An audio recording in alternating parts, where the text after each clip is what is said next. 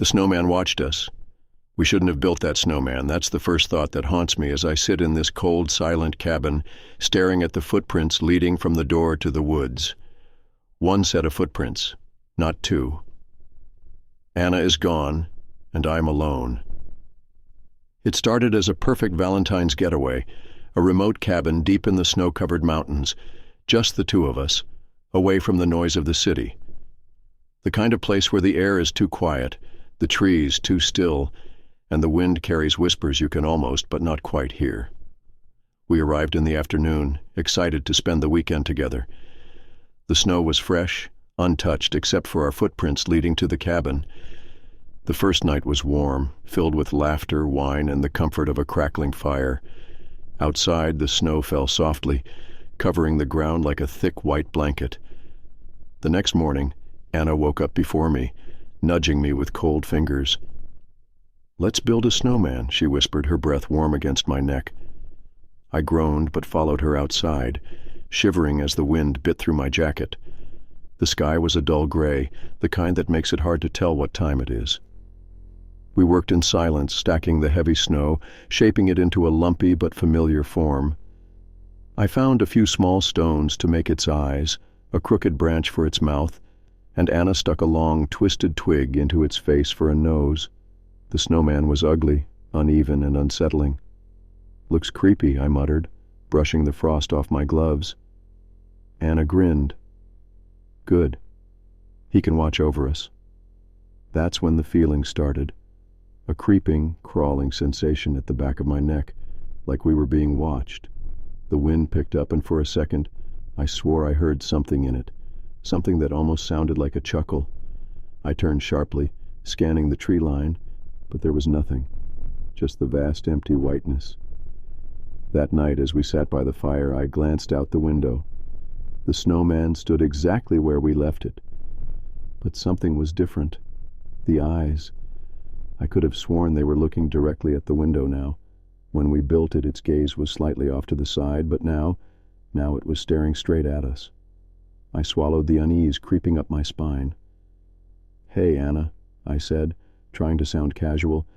"Did you move the snowman?" She looked up from her book, frowning. "What number?" I forced a chuckle. "Must be my imagination." Anna rolled her eyes and went back to reading, but I kept staring. The fire flickered against the glass, making shadows dance across the snow, but the snowman's black stone eyes remained fixed on the cabin, watching. I barely slept that night. I woke up to a sound outside, a soft, scraping noise like something heavy being dragged through the snow. I lay still, listening, heart pounding. The wind howled against the windows, but beneath it I swore I heard something else. A shuffling, a slow, deliberate movement. I reached over, shaking Anna awake. "Do you hear that?" I whispered. She groaned, turning over. "It's just the wind. Go back to sleep." But I couldn't. Not when I was sure, absolutely sure, the sound was coming from right outside our window. The next morning, I hesitated before looking outside. When I finally did, my breath caught in my throat. The snowman was closer. It had been at least 10 feet from the cabin yesterday. Now it was half that distance. The worst part, there were no footprints leading to it, no sign that anyone had moved it. I felt sick. "Anna," I called, my voice shaky. She joined me by the window, her expression shifting from sleepy confusion to unease. "That's weird," she admitted. "Maybe it's the wind." "The wind doesn't move solid snowmen," I said through clenched teeth. Anna laughed nervously. "Okay, well, maybe it just looks closer. Snow shifts, right?" But she didn't sound convinced. By sunset, the feeling of being watched had become unbearable. Every time I looked outside, the snowman seemed different. The stones forming its eyes were deeper in the snow, making them look sunken. Its mouth, once a simple curved branch, now seemed stretched into something unnatural, a wide, open grin. I tried to shake it off. I tried to ignore the way my stomach twisted when I passed by the window, but then, around midnight, I woke up to Anna screaming. I bolted upright, my heart in my throat. "What? What happened?" She was shaking, pointing at the window. "It moved," she choked out. "It's right outside." I turned, and my stomach dropped. The snowman was at the window, right up against the glass, its black eyes level with ours, that horrible, twisted grin stretching wide. I scrambled out of bed, grabbing my jacket. "We're leaving." Anna didn't argue. We threw on our clothes, grabbed our bags, and bolted for the door. My hands fumbled with the lock, the metal ice-cold beneath my fingers. When I finally yanked it open, my breath caught in my chest. Footprints, leading from the snowman. Only one set. Deep, deliberate imprints in the snow, walking from the figure to our cabin. And then, nothing. No return prints. No sign of where whoever, or whatever, had moved it had gone. Anna gasped, "No, no, no." I grabbed her wrist and pulled her toward the car, fumbling for the keys. The engine roared to life, and I slammed the gas, spraying snow behind us as we tore down the narrow, icy road. I didn't look back. I couldn't. But as we drove, the radio crackled to life. At first it was static. Then, buried beneath the white noise, I heard something else, a laugh. Low, wheezing, almost human, but not quite. Anna turned the radio off, her hands shaking. She swallowed. "I don't think we should ever come back here." I nodded, gripping the wheel tighter. The road stretched endlessly before us, the snowy darkness swallowing everything behind. The cabin, the snowman, and whatever had been watching us from the start. Story number 2. The roses were rotten. The first thing I noticed was the smell. It wasn't the soft floral scent of roses. It was something rotten, something foul, like decay hidden beneath sweetness. I wrinkled my nose, staring at the bouquet in my hands. The petals were a deep velvety red, perfect in shape, yet something about them felt wrong. I had bought the roses earlier that evening, just before the snow started falling heavily. The florist had given me a strange look when I asked for the best bouquet they had. "Valentine special," I had joked, trying to lighten the mood. She hesitated before picking up the roses, almost like she didn't want to touch them. Now, standing in my apartment, I couldn't shake the unease twisting in my gut. The flowers looked fresh, yet the air around them carried the unmistakable stench of something long dead. I should have thrown them away then. Instead, I placed them in a vase on the dining table, pushing the unsettling feeling aside. Maybe it was my imagination. Maybe the cold air had mixed with the scent, distorting it. Anna arrived an hour later, shaking snow from her coat. "You got me flowers?" she asked, surprised. "Of course," I said, forcing a smile. "It's Valentine's Day." She leaned in to smell them, and immediately recoiled. "What the hell?" She covered her nose, stepping back. "Did you get these from a dumpster?" I laughed uneasily. "No, I swear, I got them from the shop near the station." She frowned, staring at them. "They smell like something's rotting." I reached for the bouquet, running my fingers along the petals. They felt normal, soft, delicate. But as I lifted them, a single petal fell off. Beneath it, the stem was blackened, shriveled. The decay had started from the inside. Anna shook her head. "That's disgusting. Just throw them out." I nodded, grabbing the vase. But as I walked toward the trash, something stopped me. A whisper. It was faint, almost too soft to hear, but I felt it crawl up my spine. "Keep them." I froze. The voice wasn't Anna's. It wasn't mine. It was something else, something that slithered between the cracks of the walls, hiding in the shadows of the room. I turned sharply. "Did you say something?" Anna looked up from her phone. "Huh?" I forced a chuckle. "Never mind. I should have thrown them away." That night I woke up gasping, the air thick with the scent of rot. I sat up, my breath clouding in the freezing room. The heater was on, but the temperature had dropped, a sharp chill sinking into my bones, and then I heard it. A soft rustling sound. I turned toward the window. The roses sat on the nightstand. I swear they hadn't been there before. I had left them in the living room, hadn't I? The petals were blackened now, curling inward like something withering in pain. The stems twisted unnaturally, as if they were trying to reach for something. I swallowed hard, my pulse hammering. I grabbed the vase, heart pounding, and rushed to the bathroom, dumping the entire bouquet into the trash. The moment the flowers hit the bin, the whisper returned. This time, it was louder. "Why did you do that?" My breath hitched. The voice was right behind me. I spun around. No one. The bathroom mirror reflected my pale face, the shadows behind me stretching, shifting. The air reeked of decay, stronger now, wrapping around me like invisible fingers. I shut the bin lid, forcing my hands to stay steady. "It's just my mind playing tricks on me," I muttered under my breath. I barely slept after that. Every time I closed my eyes, I felt something watching, something waiting. By morning, the smell was gone. The air felt lighter, and for a moment I convinced myself it had all been in my head, until I stepped into the kitchen. The roses were back, sitting perfectly in the vase on the dining table. Fresh, vibrant, like I had never thrown them away. I stumbled back, my chest tightening. My eyes darted to the trash can in the bathroom. I lifted the lid. Empty. No roses. No sign that I had ever thrown them away. A deep, suffocating dread settled in my gut. Hannah walked in, yawning. "Morning." She stopped mid-sentence, staring at the table. "You put them back?" she asked slowly. I shook my head. I threw them away last night." Her face paled. "Then how are they still here?" I didn't have an answer. By noon, the flowers began changing again. The petals darkened, curling inward, the scent of rot creeping back into the apartment. The air felt heavier, like something unseen was pressing down on us. Then came the knocks.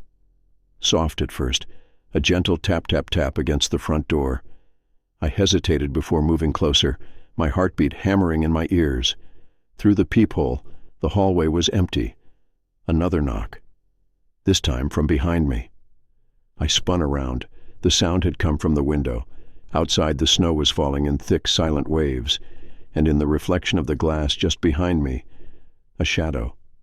Tall, twisted, its head cocked at an unnatural angle. I turned fast. But there was nothing there, just the flowers, the blackened, decayed roses sitting quietly in the vase. Anna grabbed her coat. "We need to leave," she whispered. I nodded. But as we reached the door, it wouldn't budge. The lock twisted, the handle refusing to turn. It was as if something was holding it shut. The lights flickered. The air turned suffocatingly cold. And then, the whisper. "Stay!" Anna screamed as the roses exploded into blackened petals, scattering across the floor like dead insects. The walls creaked, the windows rattled, and that horrible, rotting stench filled the room. I didn't think. I grabbed the vase and hurled it against the wall. Glass shattered, the remaining stems falling limp. The moment they hit the ground, the room fell silent. The door unlocked. We didn't look back. We ran, bolting into the freezing winter night, snow crunching beneath our feet as we fled. By the time we reached the street, the apartment lights flickered one last time, then went dark. We never went back. A week later, I got a call from the florist. Her voice was hesitant, almost afraid. "Sir, about the roses you bought. I don't know how to say this, but we never sold you those." My stomach dropped. "What?" She cleared her throat, sounding uneasy. "The bouquet you described, it's identical to one a woman bought a year ago. She was supposed to meet her fiancé for Valentine's dinner, but she never made it. They found her. Murdered. The only thing left untouched in her apartment were the roses, and ever since then, they keep showing up, looking for someone else." I hung up without another word, but every year, on Valentine's Day, I still smell it. The roses, the scent of something dead, something waiting. Story number 3. Our reflection didn't match. I should have noticed it earlier. The way her reflection moved a little too slowly. The way her lips curled into a smile a fraction of a second later than they should have. The way, even in the soft glow of the restaurant candlelight, something in the glass seemed off. But I didn't notice. Not at first. It was Valentine's night. and the world outside was swallowed in thick snow. The roads were empty, the wind howling like a distant voice in the dark. Inside the restaurant, the warmth of the dim lights and the soft murmur of conversation created a false sense of comfort. Anna sat across from me, her fingers tracing lazy circles on the rim of her wine glass. She looked beautiful, exactly as she always did. But something was wrong. It started subtly. A shift in the air, a strange tension that made the hairs on my arms stand on end. I wasn't sure why, but the longer I looked at her, the more uneasy I felt. Her eyes seemed darker, deeper, like they were pulling me in. Then I saw it. Over her shoulder, just behind her, was a massive mirror spanning the restaurant wall. It reflected everything: the candlelit tables, the golden glow of the chandelier, the waiters moving between guests, and us. Or at least, what should have been us. But our reflection didn't match. I blinked, my stomach twisting. Anna was lifting her wine glass, bringing it to her lips, but in the mirror, her reflection wasn't drinking. It was staring at me. I froze. For a second I thought I imagined it. But as she set her glass down, I saw it again. The real Anna smiled at me, tilting her head slightly. But in the mirror her reflection was just a little slower, delayed. The movement just a little too stiff, too unnatural. I tried to steady my breathing, forcing a chuckle. "You okay?" I asked, my voice sounding thinner than I intended. She frowned. "Of course. Why?"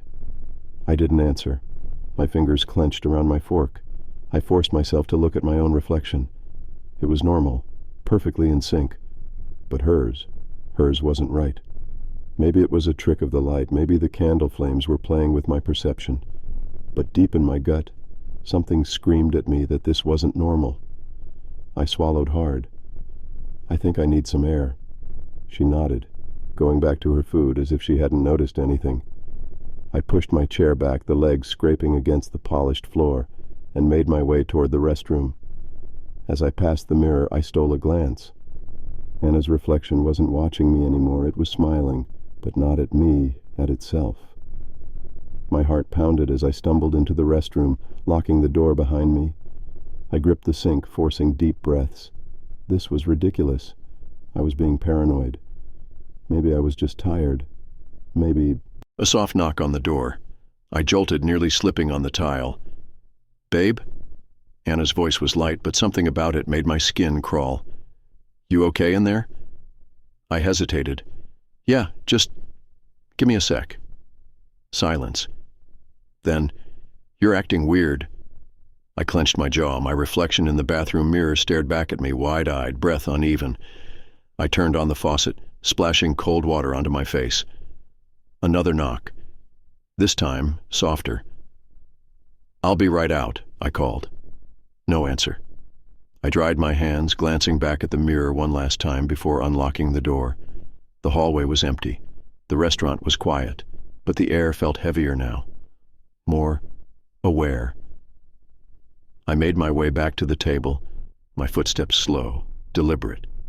Anna was waiting, her hands folded neatly on the table. She smiled as I sat down. "You okay now?" I nodded stiffly. She picked up her fork, twirling her pasta.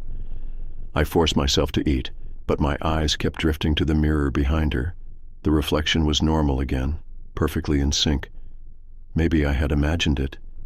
Maybe. Then she spoke. "Do you love me?" I looked up. Her voice was soft, careful, but something about the way she said it made my stomach tighten. "Of course," I said. "Why would you ask that?" She tilted her head. "Because you keep looking at the mirror." My pulse spiked. Her smile widened, and then in the mirror her reflection blinked, twice. The real Anna hadn't blinked at all. I pushed back from the table so fast that the chair nearly tipped over. My breath came in short gasps as I stared at her.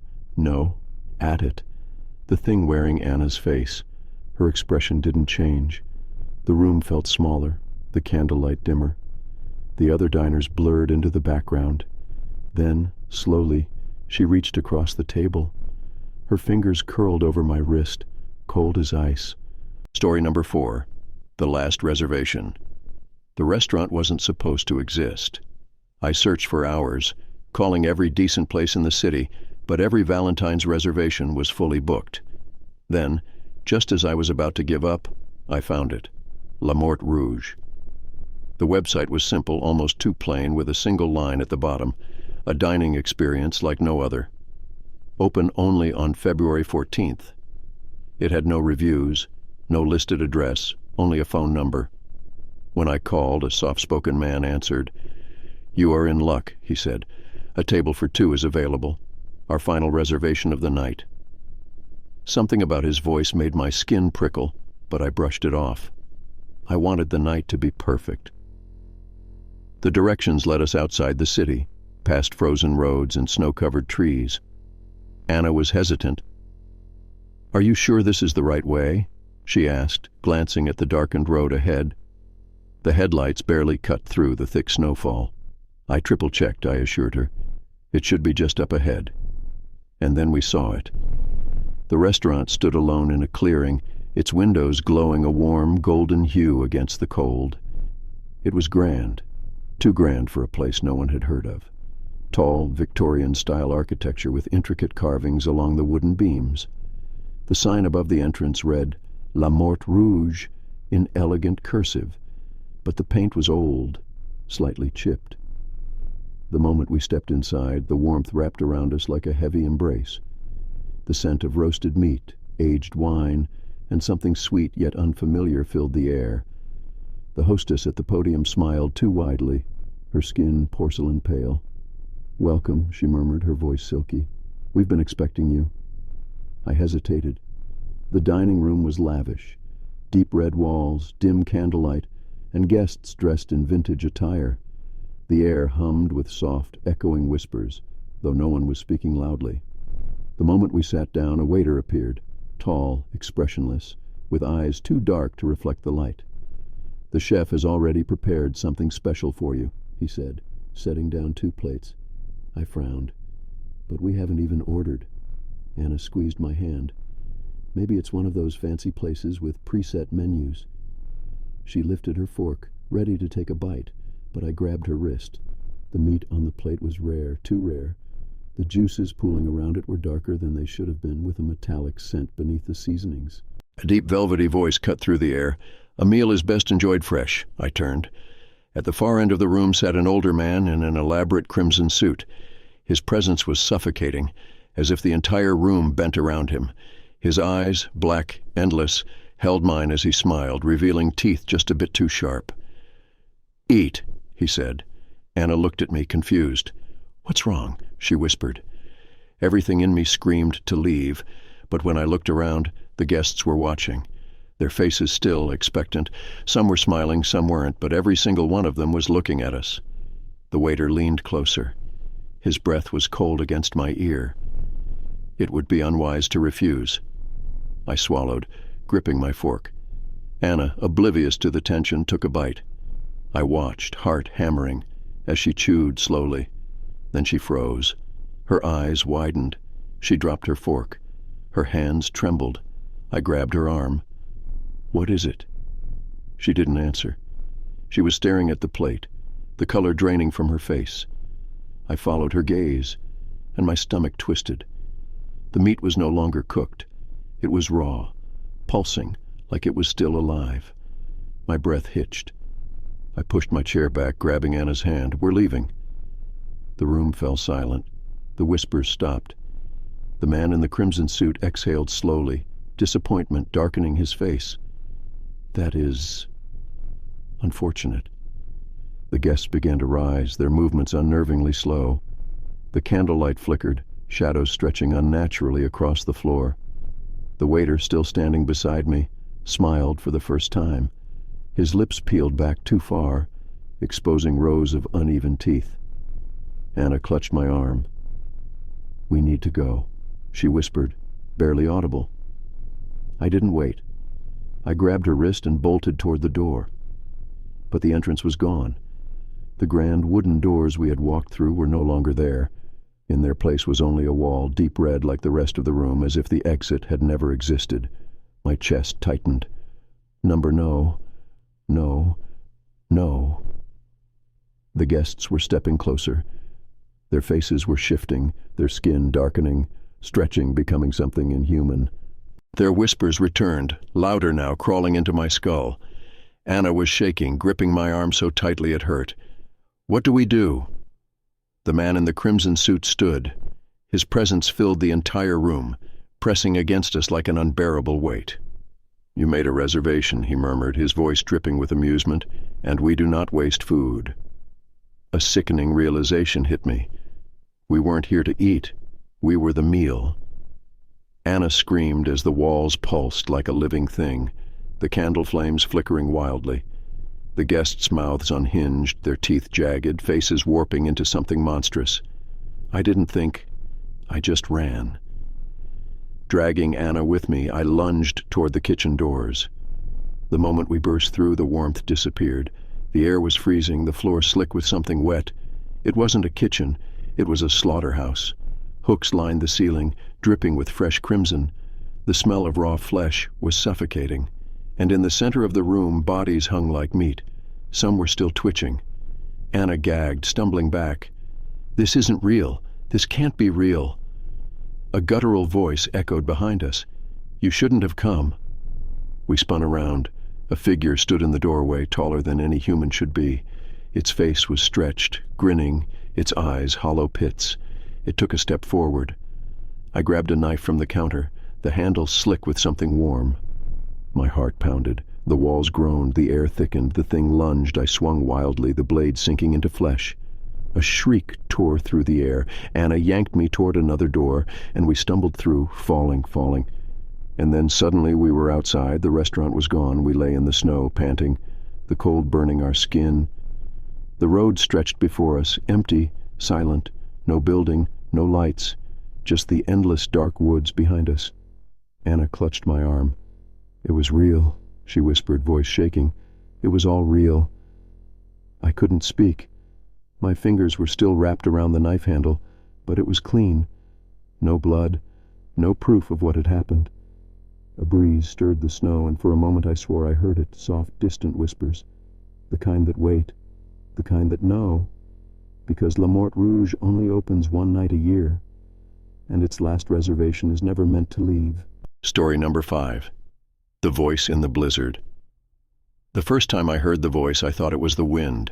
The blizzard had swallowed everything, the road, the sky, even the headlights of my car. Anna sat beside me, fingers digging into her coat, her breath fogging up the windshield. The snow was coming down so fast that the wipers struggled to keep up, and the GPS had given up miles ago. I clenched the wheel, my knuckles white. We should have stayed at the motel. Anna exhaled sharply. We were 15 minutes away. How were we supposed to know the storm would hit this hard? She was right, but it didn't make me feel any better. The cabin rental had promised a romantic, secluded getaway, a perfect Valentine's retreat. Now we were lost in a snowstorm with no cell signal, no road signs, and barely any visibility. The trees lining the road were just vague shadows, barely distinguishable from the night itself. And then I heard it. A voice, faint, buried in the howling wind.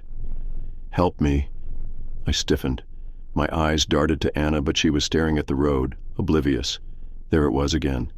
"Please, help me." I swallowed, tightening my grip on the wheel. The voice was close, too close. It wasn't coming from outside. It was inside the car. A shiver crawled up my spine. "Did you hear that?" I asked, trying to keep my voice steady. Anna frowned. "Hear what?" The voice whispered again, right in my ear. "Stop the car." I slammed the brakes. The tires skidded on the ice, the car fishtailing before coming to a jerking halt. Anna yelped, gripping the dashboard. "What the hell, Mark?" My chest rose and fell rapidly. I thought I heard someone. Anna scanned the road. Nothing but white. No signs of movement. No footprints in the thick snow. Just the endless void of the storm. "There's no one out there," she said, her voice uneasy. But I wasn't looking outside. I was looking in the rearview mirror. A shape sat in the back seat. My throat closed. For a second I couldn't breathe. It was faint, barely there, but unmistakable. A shadowy outline, no features, no eyes, just a presence. I turned sharply, heart hammering. The back seat was empty. A gust of wind rocked the car, and Anna shivered.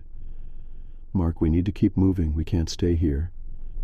I nodded stiffly, forcing my hands back onto the wheel. The tires crunched forward, the road disappearing beneath us again.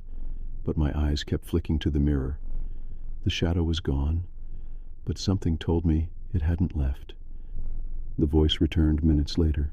This time Anna heard it too. "Turn left." She jerked upright. "Did you hear that?" I nodded, my stomach twisting. "I heard it earlier. I thought I was imagining things." The voice whispered again, soft, insistent. "Turn left." "There's no left," I muttered. "It's just trees." And yet, there it was. A narrow opening between the trees, barely wide enough for the car. It hadn't been there moments ago. Anna grabbed my arm. "Don't. That wasn't there before." The temperature inside the car plummeted. The windshield fogged up instantly, ice creeping along the edges of the glass. The voice was no longer a whisper. It was right behind me. "Turn left, Mark." I slammed the gas pedal. The car lurched forward past the opening, back onto the barely visible road. The moment we passed it, the storm seemed to intensify, the wind shrieking like something furious. Anna was shaking. What the hell was that? I didn't answer. I couldn't. My hands were trembling, my pulse roared in my ears, and then the engine sputtered. The dashboard lights flickered. The car slowed. "No, no, no," I muttered, pressing the gas. Nothing. The headlights dimmed. The radio crackled, and the voice whispered, "You should have turned." Anna screamed. The headlights died completely. Darkness swallowed us whole. I fumbled for my phone, but the screen was black, unresponsive. The air inside the car felt thick, heavy, suffocating. Something scraped against the roof. Slow. Deliberate. Anna clutched my arm, her breath ragged. "Mark." The scratching grew louder, moving toward the driver's side window. My heart pounded so hard it hurt.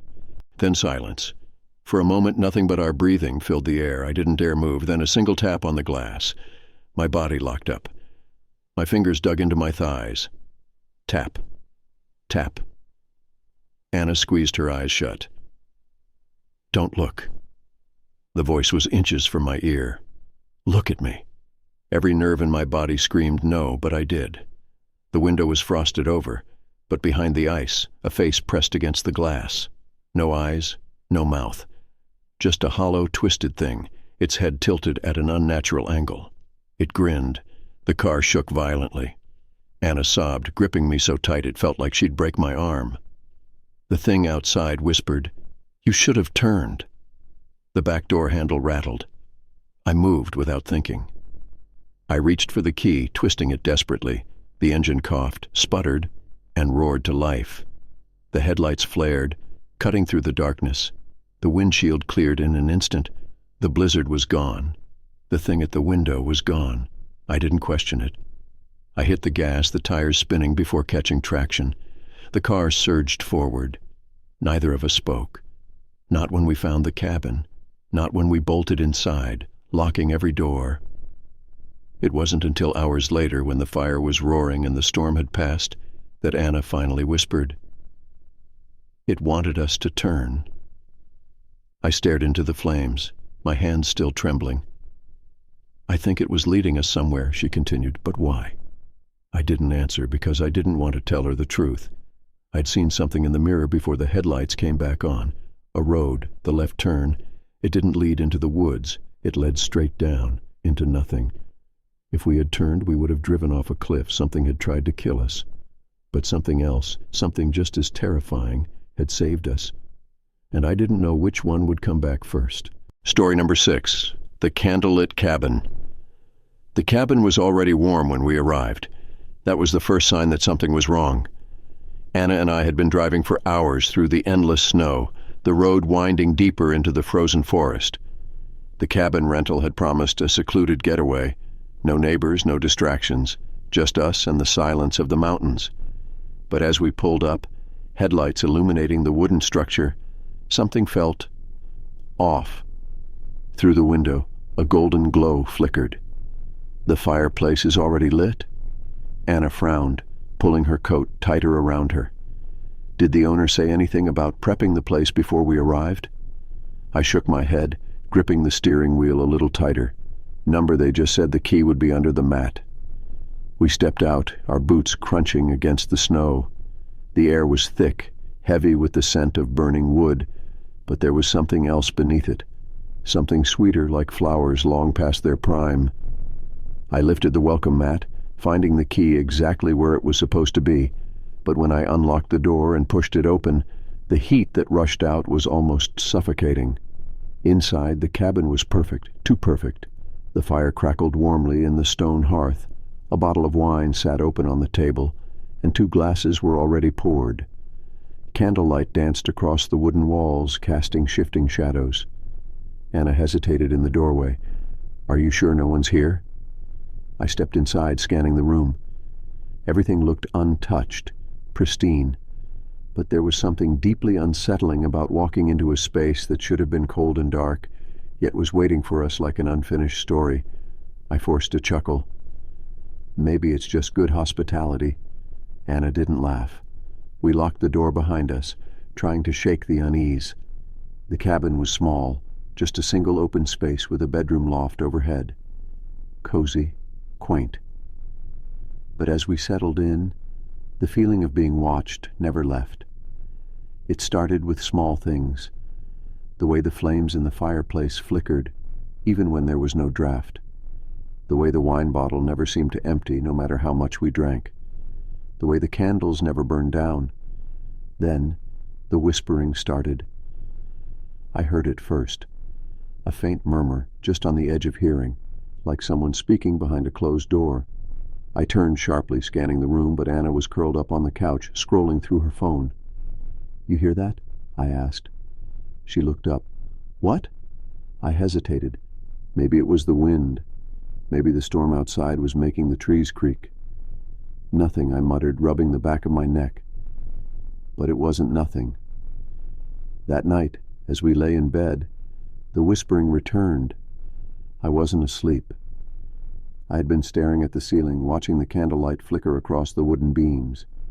The murmur was soft, almost melodic, like a conversation just beyond my reach. Then I felt it. A breath, cold, right against my ear. I bolted upright, my pulse hammering. The room was still, the fire still crackled, the shadows still danced, but something had changed. The air was different, thicker, heavier, like the cabin itself was holding its breath. Anna stirred beside me. "What is it?" I swallowed hard. "Nothing, just thought I heard something." She yawned, rolling over. "Probably the wind." I nodded, forcing myself to lie back down. But as I closed my eyes, I felt it again. The sensation of someone standing right next to the bed, watching. By morning, the atmosphere in the cabin had shifted. The air felt stale, the warmth of the fire no longer comforting, but oppressive. The candles were still burning, even though neither of us had relit them. The wine bottle was still full, untouched, even though I remembered pouring another glass the night before. Then Anna found the note. She had been rummaging through the kitchen drawers when she pulled out a small folded piece of paper, yellowed with age. She frowned, turning it over in her hands. "There's writing on it," she murmured. I leaned in as she unfolded it. The words were scrawled in shaky handwriting, barely legible. "If you find this, you're not alone. Do not stay past midnight. Do not let the candles go out. Do not look at her." My blood ran cold. "What the hell?" I started, but Anna dropped the paper, her face draining of color. "The mirror," she whispered. I turned. The cabin only had one mirror, an old, dusty thing hanging by the bathroom door. It had been fogged over when we arrived, the glass streaked with age. But now there was something in it. A shape. A woman, standing just behind us. I spun around, heart pounding. The room was empty, but in the reflection, she was still there. tall, hollow-eyed, her mouth stretched too wide, her head tilting unnaturally, and she was watching us. The whispering grew louder. Anna gasped, stumbling back. "We need to go, now." I didn't argue.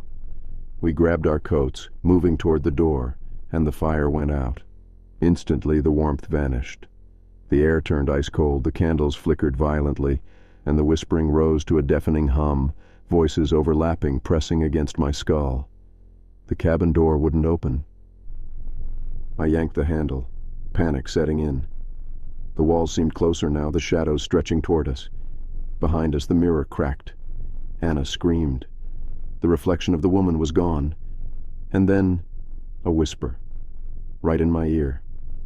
"You stayed too long." The candles went out. Darkness swallowed us whole. I don't remember how we got out. One moment, we were trapped. The next, we were outside, stumbling through the snow, the cabin a dark silhouette behind us. The headlights of our car flickered on as if welcoming us back. Without looking back, we threw ourselves inside and sped down the icy road. The cabin disappeared into the night. We never found it again. The listing vanished. The number was disconnected. The GPS coordinates led to an empty clearing, no signs of any structure ever being there. But sometimes, on cold winter nights, I swear I can still smell the candles, still hear the whispering, still feel the presence behind me waiting for us to come back. Story number 7. She wasn't my girlfriend. I woke up to the sound of soft breathing beside me. The room was dim, the early morning light barely creeping through the frost-covered window. The air smelled of lavender and the faint trace of last night's wine. My arm was draped over Anna's waist, the warmth of her body pressed against mine. It should have been a perfect moment, except something felt wrong. I blinked, trying to shake the grogginess. My head throbbed slightly, remnants of the Valentine's dinner and too much red wine lingering. But there was something else. A tightness in my chest, a gnawing unease at the edges of my consciousness. I turned my head slightly, peering at the woman lying next to me. Anna's hair spilled over the pillow, dark and silky, just as it always did. Her skin was pale in the morning light, her breathing slow and steady. And yet, something wasn't right. I didn't know what at first. It was subtle, like when you walk into a room and feel that something has been moved, but you can't figure out what. A tiny shift in the details. A wrongness so small it shouldn't matter, but it does. Then she stirred. Her body shifted under the blankets, and as she turned toward me, her eyes fluttered open. My stomach dropped. They weren't Anna's eyes. The color was the same, a deep, rich brown, but the shape was off. Too wide, too alert. Anna always woke up slowly, blinking away sleep, her expression soft and unfocused. But this woman, this thing, was already watching me. "Morning," she murmured, her voice smooth and familiar. I swallowed hard. "Morning." She smiled, reaching out to brush a hand over my cheek. Her fingers were warm, gentle, but my skin crawled beneath her touch. I forced myself to stay calm. Maybe I was imagining things. Maybe my brain was still sluggish from sleep. But as I stared at her, the wrongness sharpened. The tiny scar above her left eyebrow, it was missing. The scar she got from falling off her bike when she was 12. I felt a cold sweat break across my skin. "Did you sleep well?" she asked, tilting her head slightly. I nodded stiffly. Her lips curled into a smile. It was Anna's smile, almost, but there was something about the way her mouth moved, just a fraction too slow. My heartbeat pounded in my ears. I needed to stay calm, I needed to think. I sat up slowly, forcing a yawn. "Yeah, I just need some water." She watched me as I swung my legs over the edge of the bed, her gaze following my every movement. I grabbed my phone from the nightstand, my hands clammy as I tapped the screen. The date flashed at the top. February 15th, the day after Valentine's. I scrolled through my messages, searching for something, anything, that would prove I wasn't losing my mind. And then I found it, A text from Anna. Hey babe, my flight got delayed. I won't be home until this afternoon. I miss you. My stomach turned to ice. My fingers tightened around the phone. I read the message again, my vision blurring with panic. Anna wasn't here. She had been visiting her sister. She hadn't come home last night. The woman in my bed wasn't my girlfriend. My breath hitched. My pulse roared in my ears. She was still watching me. I forced a smile, slipping my phone into my pocket. I'll be right back, I said, trying to keep my voice steady. I stood up, moving carefully toward the door. My legs felt stiff, my body screaming at me to run, but I didn't, not yet. She tilted her head, her smile never faltering. Hurry back. I stepped into the hallway, closing the door behind me. The moment I was out of sight, I bolted. I ran to the bathroom, locking the door behind me. My hands shook as I fumbled with my phone, my fingers clumsy with terror. I dialed Anna's number. It rang once, twice, then... Hey, babe. Her voice was light, normal, the real Anna. I just landed. Can't wait to see you. Story number 7. She wasn't my girlfriend.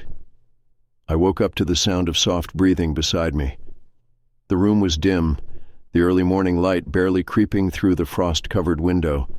The air smelled of lavender and the faint trace of last night's wine. My arm was draped over Anna's waist, the warmth of her body pressed against mine. It should have been a perfect moment, except something felt wrong. I blinked, trying to shake the grogginess. My head throbbed slightly, remnants of the Valentine's dinner and too much red wine lingering. But there was something else. A tightness in my chest, a gnawing unease at the edges of my consciousness. I turned my head slightly, peering at the woman lying next to me. Anna's hair spilled over the pillow, dark and silky, just as it always did. Her skin was pale in the morning light, her breathing slow and steady, and yet, something wasn't right. I didn't know what at first. It was subtle, like when you walk into a room and feel that something has been moved, but you can't figure out what. A tiny shift in the details. A wrongness so small it shouldn't matter, but it does. Then she stirred. Her body shifted under the blankets, and as she turned toward me, her eyes fluttered open. My stomach dropped. They weren't Anna's eyes. The color was the same, a deep, rich brown, but the shape was off. Too wide, too alert. Anna always woke up slowly, blinking away sleep, her expression soft and unfocused. But this woman, this thing, was already watching me. "Morning," she murmured, her voice smooth and familiar. I swallowed hard. "Morning." She smiled, reaching out to brush a hand over my cheek. Her fingers were warm, gentle, but my skin crawled beneath her touch. I forced myself to stay calm. Maybe I was imagining things. Maybe my brain was still sluggish from sleep. But as I stared at her, the wrongness sharpened. The tiny scar above her left eyebrow, it was missing. The scar she got from falling off her bike when she was 12. I felt a cold sweat break across my skin. "Did you sleep well?" she asked, tilting her head slightly. I nodded stiffly. Her lips curled into a smile. It was Anna's smile. Almost. But there was something about the way her mouth moved, just a fraction too slow. My heartbeat pounded in my ears. I needed to stay calm. I needed to think. I sat up slowly, forcing a yawn. "Yeah, I just need some water." She watched me as I swung my legs over the edge of the bed, her gaze following my every movement. I grabbed my phone from the nightstand, my hands clammy as I tapped the screen. The date flashed at the top, February 15th, the day after Valentine's. I scrolled through my messages, searching for something, anything, that would prove I wasn't losing my mind. And then I found it. A text from Anna. "Hey babe, my flight got delayed. I won't be home until this afternoon. I miss you." My stomach turned to ice. My fingers tightened around the phone. I read the message again, my vision blurring with panic. Anna wasn't here. She had been visiting her sister. She hadn't come home last night. The woman in my bed wasn't my girlfriend. My breath hitched. My pulse roared in my ears. She was still watching me. I forced a smile, slipping my phone into my pocket. "I'll be right back," I said, trying to keep my voice steady. I stood up, moving carefully toward the door. My legs felt stiff, my body screaming at me to run. But I didn't. Not yet. She tilted her head, her smile never faltering. "Hurry back." I stepped into the hallway, closing the door behind me. The moment I was out of sight, I bolted. I ran to the bathroom, locking the door behind me. My hands shook as I fumbled with my phone, my fingers clumsy with terror. I dialed Anna's number. It rang once, twice. Then, "Hey, babe." Her voice was light, normal. The real Anna. "I just landed. Can't wait to see you." My throat tightened. My voice came out hoarse. "Anna." She paused. "You okay? You sound weird." I gripped the sink, my knuckles turning white. "Where are you?" "At the airport. I'm about to grab a cab. Why?" My breath came fast and uneven. I squeezed my eyes shut. "Anna." My voice shook. "There's someone in our bed." Silence. Then a sharp inhale. "What?" "She looks like you," I whispered. "She sounds like you, but she's not you." A long, heavy pause. Then Anna's voice dropped, barely audible. "Get out of the house, now." I swallowed hard. "I don't think I can." The doorknob rattled. I froze. A soft knock followed. "Babe." Her voice was sweet, laced with concern. "Are you okay?" I backed away from the door, my heart hammering against my ribs. "Come back to bed," she coaxed. "You're acting weird." My hand shook as I reached for the window. It was locked. I fumbled with the latch, my breath coming in quick, panicked gasps. The knocking stopped. A long silence. Then, "I know you're scared." My blood ran cold. I turned slowly, my back pressed against the wall. The door was still closed, but her voice, it wasn't coming from the hallway anymore. It was coming from inside the bathroom. I spun toward the mirror, and there she was, standing behind me. Her face was wrong, too smooth, too perfect, like a porcelain doll trying to mimic human skin. Her smile was wider now, stretching too far. Her eyes, dark and bottomless, locked onto mine. I couldn't breathe. She reached forward. Her reflection moved, but I didn't. The bathroom door burst open. Anna's real voice shouted my name. The thing in the mirror twisted violently, its face warping into something hollow, something inhuman, before the glass shattered, sending shards flying. And then she was gone. Anna grabbed me, her hands ice cold. "Are you okay?" I was shaking. My pulse was erratic. My mouth opened, but no words came out. I turned back to the mirror. Cracks spiderwebbed across the glass, distorting my reflection. But I was alone. No shadow, no smile, just me. Anna led me out of the house, her grip tight, as if she thought I might disappear. We never spoke about it after that. We moved, changed numbers, got rid of every mirror in the new place. But sometimes, late at night, when I glance at a dark window or catch my reflection in a screen, I swear I see her, smiling, waiting. Story number 8. The love letter that arrived too late. The letter arrived on Valentine's morning.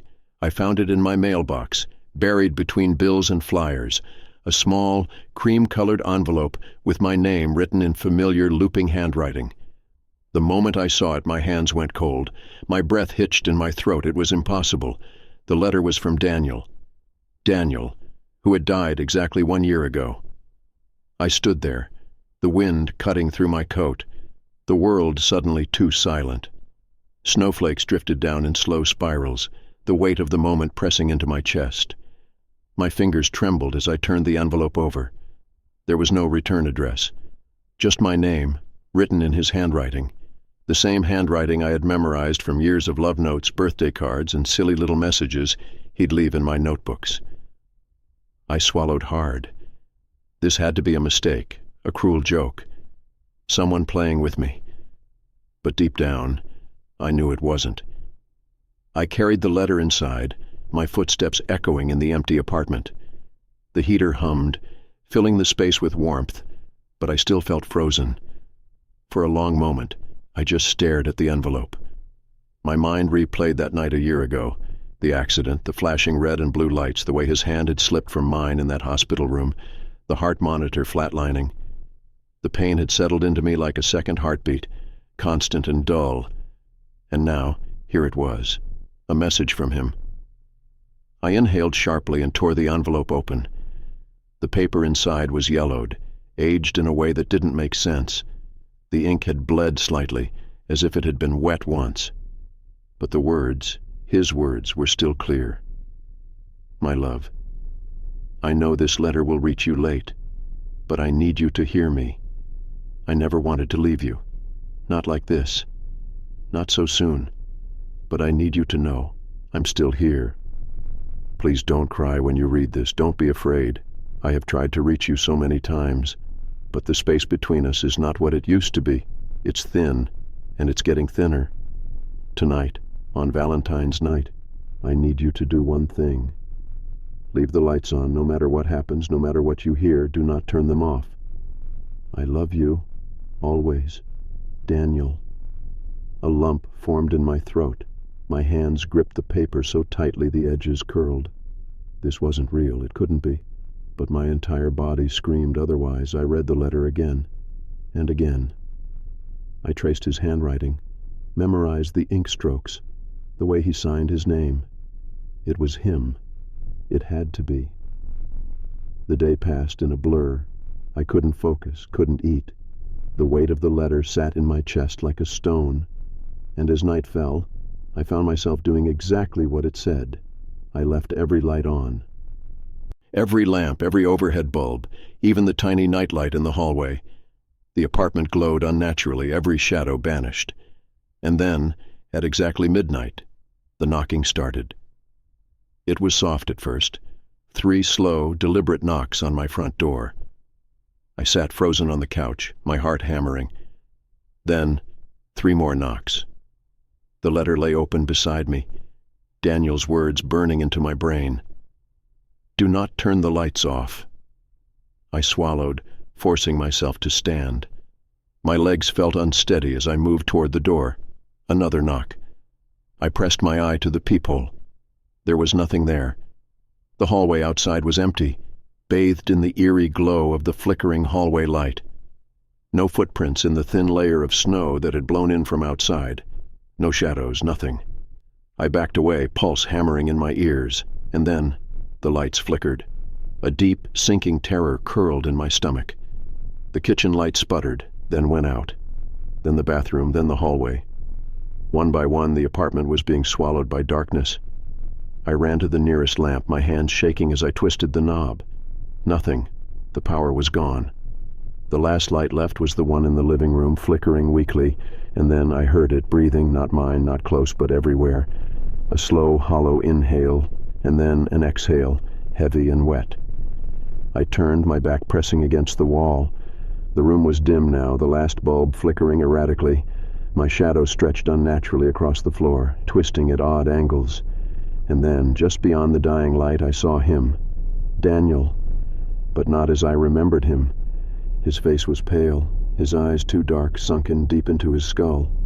His lips moved, forming words I couldn't hear. His hands reached out, his fingers curling, beckoning. My breath caught in my throat. Daniel? My voice cracked. He stepped closer. The last bulb flickered once, twice, and went out. Darkness swallowed everything. The breathing grew louder, closer. I squeezed my eyes shut. I couldn't move, couldn't breathe. And then, just when the air became unbearably thick, a whisper. You left the lights on. The sound of it sent ice down my spine. His voice, but wrong, twisted, stretched into something inhuman, and then the lights flared back on. I gasped, stumbling forward. The apartment was bright again, every bulb glowing as if nothing had happened. The air was still, silent. I turned, searching, but Daniel was gone. The only thing left was the letter on the floor, the ink darker now, like fresh blood soaking through the paper. I never slept that night. By morning, the letter was gone. The envelope, the paper, everything. But I know what I saw. What I heard? Daniel tried to reach me, or something pretending to be him. And worst of all, I know this. It's not over because last night, just before midnight, I found another letter. This time it wasn't signed Daniel. It just said, "Turn off the lights." Story number 9. A Table for One. The restaurant was almost empty when I arrived. Snow fell heavily outside, piling up against the windows, muffling the city's usual noise. Inside, the warm glow of candlelight flickered against the dark wood walls, the scent of roasted meat and red wine filling the air. Soft piano music played from an old speaker in the corner. I pulled off my coat, shaking the cold from my shoulders as I approached the hostess stand. "Reservation for 2, I said, my voice quieter than usual. The hostess, a woman with a strange, too-still smile, scanned the book in front of her. Her eyes flicked up to me, and for a moment something unreadable crossed her face. "Ah," she murmured, "your date is already here." A chill ran through me. "What?" She gestured toward the far end of the restaurant.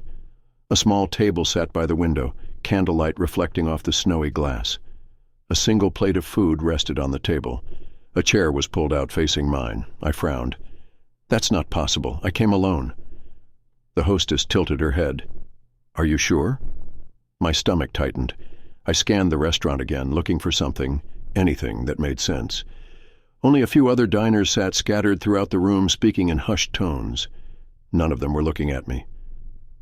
I hesitated before walking toward the table, my footsteps slow, deliberate. The plate was half-eaten. A fork rested against the edge, a smear of sauce trailing across the porcelain. The napkin on the other side of the table was slightly crumpled, as if someone had just set it down. I pulled out my chair, my pulse thudding in my ears. The air felt heavier now, the warmth of the restaurant suddenly suffocating. I looked back at the hostess. She was gone. The waiter appeared almost instantly, setting a fresh glass of water in front of me. His face was blank, unreadable. "Are you ready to order?" he asked. "You ready?" I swallowed. Who was sitting here before I arrived? The waiter didn't blink. "I'm afraid I don't understand." I gestured at the half-eaten plate. "My date! You said they were already here." The waiter's lips parted slightly, as if considering his answer. Then he nodded. "Yes." I waited for him to continue, but he didn't.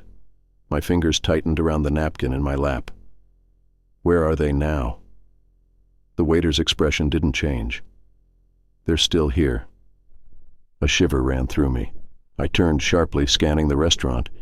The other diners were still seated, their voices low and murmured, almost like a recording playing on a loop. The snow outside had thickened, the windows now a blur of white. I looked back at the table. The fork was gone. My chest tightened.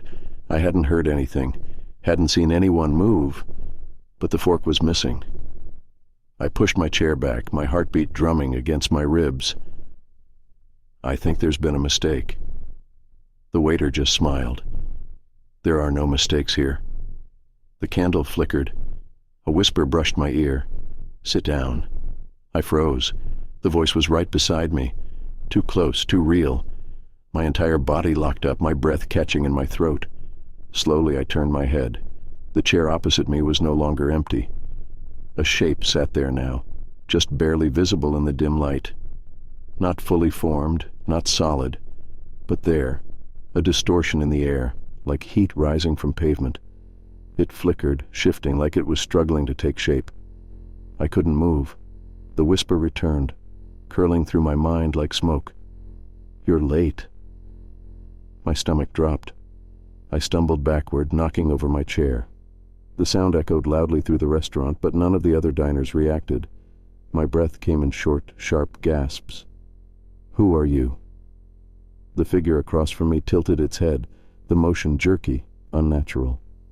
The candlelight trembled, casting long, stretching shadows across the walls. The waiter stepped forward, unfazed. "Would you like to see the dessert menu?" I turned to him, my voice barely a whisper. "What is this place?" His smile never wavered. "A place for those who wait too long." The room felt like it was closing in, the air thick with something I couldn't name. I needed to leave. Now I turned toward the door, but the entrance was gone. The spot where I had walked in was nothing but more dark wood paneling blending seamlessly into the rest of the wall. The coat rack beside it was empty, as if my coat had never been there in the first place. Panic clawed at my throat. "I need to leave." The waiter simply nodded. "Then finish your meal." I looked back at the table. The plate was full again. Steam curled from the food, as if it had just been placed there. The chair opposite me was empty. The whisper returned. "You shouldn't have come alone." I ran. I didn't know where I was going. There were no doors, no windows that led anywhere real. But I ran, weaving between tables, my breath coming fast and uneven. The other diners didn't react. They just sat murmuring their endless conversations, eyes never meeting mine. The room stretched, warped, the walls expanding and shrinking with each step. I turned a corner and I was back at the table. The waiter sighed, shaking his head. "No running." I backed away, hands shaking. "Please." The candlelight flickered violently. The shadows deepened, and then behind me, a breath, warm, close, right against my neck. I turned. A face stared back at me, my own, but it wasn't a reflection. It was me, sitting in the chair I had abandoned, staring up at myself with dark, hollow eyes. My mouth curled into a slow, knowing smile. The whisper came again, curling around my mind, seeping into my bones. "Sit down." My legs buckled. I stumbled forward, catching the edge of the table. The room spun, my vision blurring, my body sinking. The moment I sat down, the whispers stopped. The room was normal again. The waiter straightened his tie. The diners spoke in hushed tones. The snow outside fell softly against the window. I turned my head. The chair across from me was empty. The waiter placed a small folded piece of paper on the table beside me. "Your bill." My fingers trembled as I picked it up. There was no price, just a single line scrawled in ink. "You never left." The candle flickered. The shadows stretched. And then I understood. I wasn't waiting for my date anymore. I was the one being waited for. Story number 10. His face was wrong. The first time I noticed his face was wrong, we were walking through the snow. It was Valentine's night, and the town was silent beneath the heavy snowfall. The streetlights flickered dimly, casting long shadows against the frozen pavement. I held Jake's hand, my gloved fingers laced through his. His grip was warm, steady, familiar. But something was off. He had been quiet all evening, his responses slower than usual. At first I thought he was just tired, but as we walked past a shop window I caught our reflection in the glass, and my stomach twisted. Jake's face didn't match his movements. I turned to look at him directly, my breath clouding between us. His expression was normal, relaxed even, but in the reflection he was staring at me. I stopped walking. My pulse pounded against my ribs. "Jake?" He turned, his eyes meeting mine. There was nothing wrong. He looked exactly like he always had. But the moment I glanced back at the reflection, his mouth was still moving, whispering something I couldn't hear. A cold wave of nausea rolled through me. I looked at him again, my hands tightening into fists. "Are you okay?" He tilted his head slightly, like he didn't understand the question. "Of course.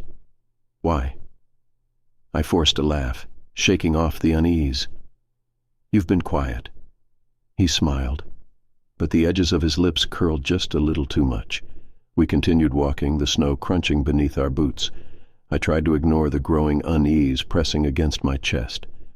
Maybe it was just my imagination. Maybe I was overthinking.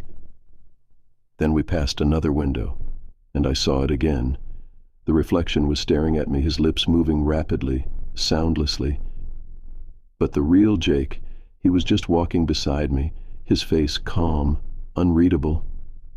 I sucked in a sharp breath. I knew my boyfriend. I knew every detail of his face, the slight scar by his eyebrow, the dimple that only showed when he truly laughed. But this man, whoever he was, his face was wrong. The proportions were slightly off. his cheekbones too sharp, his eyes too deep, too dark, as if something inside was stretching its way to the surface. I stopped walking again. This time I let go of his hand. He turned, his head tilting in that same unnatural way. Something wrong? I swallowed hard. My breath came in short, uneven gasps. I just need a second. His expression didn't change. His eyes locked onto mine, unblinking. Then, slowly, his lips moved. "You don't recognize me, do you?" My stomach twisted violently. The voice was Jake's, but the words, the way they slid from his mouth, felt practiced, unnatural. "What?" I whispered. He took a step closer. Something inside me screamed, "Run." I turned sharply, breaking into a sprint. My boots slid against the ice, my breath ragged as I pushed forward. The streetlights above flickered, casting jagged shadows across the snow. I didn't look back. I didn't want to. But I could hear him. His footsteps didn't match mine. They were wrong. Too slow, too deliberate, as if he wasn't running, just gliding forward. Then he spoke again, but this time, his voice was right beside my ear. "You know what I am." A choked sob tore from my throat. I ran harder, my lungs burning, the freezing air cutting against my skin. The town was empty, the streets stretching endlessly before me. Then I saw it, an alleyway to the left. I veered sharply, slipping on the ice as I dove into the darkness. The moment I did, the world around me fell silent. The wind stopped. The distant hum of streetlights vanished. Even my own breathing sounded muffled, as if I had stepped into something else. I pressed myself against the brick wall, my chest heaving. My fingers shook as I covered my mouth, trying to stay quiet. Then, slowly, I peeked around the corner. Jake was standing at the end of the street, his body still, his face lifted slightly toward the sky. His posture was unnatural, too rigid, too stiff, like a puppet waiting for someone to pull its strings. Then his head turned toward me. Not his body. Just his head. The movement was wrong. A slow, twisting motion, his neck bending at an impossible angle. His lips curled into that same stretched smile. And then he started walking. Not running, not hurrying, just walking, like he knew exactly where I was. My vision blurred with panic. I turned, heart hammering, searching for another way out. My boots crunched against the snow as I moved deeper into the alley, my mind screaming at me to wake up, to run faster, to do something. And then I saw it. A door, slightly ajar, light spilling from the crack beneath it. I didn't hesitate. I lunged forward, shoving it open, stepping inside. And the moment I did, the air changed. Warmth wrapped around me. The scent of vanilla and cinnamon filled my lungs. The sound of laughter, soft, distant, echoed from somewhere beyond. I turned sharply, expecting the door to slam behind me. But it was gone. No alleyway, no street. Just a long, narrow hallway stretching forward, the walls lined with flickering candlelight. I stumbled backward, my breath uneven. My fingers trembled as I reached for my phone. No signal. A shadow moved at the end of the hallway. I went still, and then, "Why did you run?" The voice came from behind me. I turned slowly, my entire body locking up with dread. Jake stood there, but not Jake. His face was almost right. Almost. But now there was no mistaking it. His eyes weren't eyes. They were hollow, empty. And his mouth was still moving even though no words were coming out. He took a step forward, and I finally understood. It had never been Jake. Not tonight. Maybe not ever. I let out a strangled gasp and turned to run, but the hallway was gone. All that remained was darkness, and his voice. You should have never looked at my face. Story number 11. The Midnight Visitor. The first knock came at exactly midnight, a slow, deliberate tap. Tap, tap. I sat up instantly, my breath fogging in the cold air of the cabin. The fire had burned low, casting long, trembling shadows against the wooden walls. Outside, the wind howled through the trees, but beneath it, I swore I could hear something else. A whisper. A murmur just beyond the door. Anna stirred beside me, groggy. What was that? I swallowed hard. Someone's at the door. She frowned, rubbing sleep from her eyes. It's past midnight. Who the hell would be out here? That was the question clawing at my mind. We were miles away from town, in a secluded cabin we had rented for Valentine's weekend. No neighbors, no roads nearby except the one we drove in on, just endless snow and trees stretching into the darkness. The knock came again. Tap, tap, tap. Anna sat up straighter, her face paling. Maybe it's someone lost in the storm. I hesitated. That would have made sense, if not for one thing. The footprints, or rather, the lack of them. I had checked when I walked past the window. The fresh snow outside was untouched. No trails leading up to the cabin, no signs of movement, but someone was at the door. A slow, creeping dread curled in my gut. "Stay here," I whispered, sliding out of bed. I moved toward the front of the cabin, my socks barely making a sound on the wooden floor. My pulse pounded against my ribs as I reached the door. I hesitated, then pressed my ear against the wood. Silence. Then a whisper, so faint I almost didn't hear it. "Let me in." My skin prickled with ice. The voice wasn't desperate, it wasn't pleading, it was expectant. Like whoever was on the other side knew I was listening, knew I was hesitating. Every instinct screamed at me not to open the door. I glanced toward the window, my breath shallow. The snow was still untouched. No footprints, no sign of life. Another whisper. "I know you're awake." I backed away. Anna's voice was tight, barely above a whisper. "What do they want?" I turned to her, shaking my head. "I don't know, there's no one out there." Her face twisted in confusion. "What do you mean? We just heard them knock." I didn't answer. I couldn't. Something was very, very wrong. The knocking started again, faster this time. Tap, tap, tap, tap. I clenched my fists, forcing myself to stay calm. "We're not answering." Anna grabbed my arm. "But what if it's someone who needs help?" I looked at her. "Then where are their footprints?" Her breath hitched. The knocking stopped. And then, something changed. The temperature in the room plummeted. The fire behind us flickered violently, the flames shrinking down to nothing but embers. The cabin suddenly felt smaller, the walls pressing in, the air thick and unmoving. The voice returned, softer now, just a breath against the wood. "I see you." My stomach dropped. A creak sounded from the window. Not the door. The window. Hannah turned sharply, her breath caught in her throat. "No," she whispered. Slowly, unwillingly, I turned my head. A shape stood just outside the glass. Tall, unmoving. A dark silhouette against the snow, its face obscured by the reflection of the dim light inside. But the worst part, the part that made my blood run cold, was that the snow beneath it was untouched. It wasn't standing on the ground. It was floating. A sharp, stinging terror clawed its way up my spine.